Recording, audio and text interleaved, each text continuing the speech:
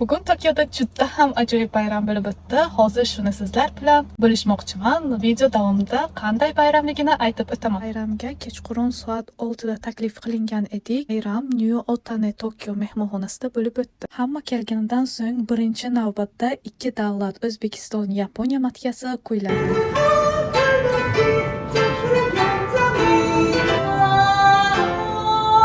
O'zbekiston Respublikasi mustaqilligining 33 yilligi munosabati bilan katta bayram tashkil qilingan edi. Bunday qarasam, qozondan palovni suzib berishayotgan ekan. Men ham navbatga turib, bu ovqatlarni tatib ko'rib, o'zimni xuddi O'zbekistonda bo'lgandek tasavvur qildim. Shuncha ovqatni olib, erim bilan mazza qilib yedik va anchadan beri uchrashishni xohlayotgan insonim bilan uchrashdim. Yapon amakini ko'rsam, juda ham mehr bilan rasm chizayotgan ekanlar. Binglarcha nimada chizayotganini kommentarda yozib qoldiring. Yilgi bayramda Xorazmdan qo'shiqchilar va raqqosalar tashrif buyurdilar. Yaponlar ham mazza qilib o'ynadi. Bu bayramni tashkil qilgan tashkilotchilarga o'z minnatdorchiligimizni bildiramiz. Video yoqqan bo'lsa, like va podpiska bosishni unutmang.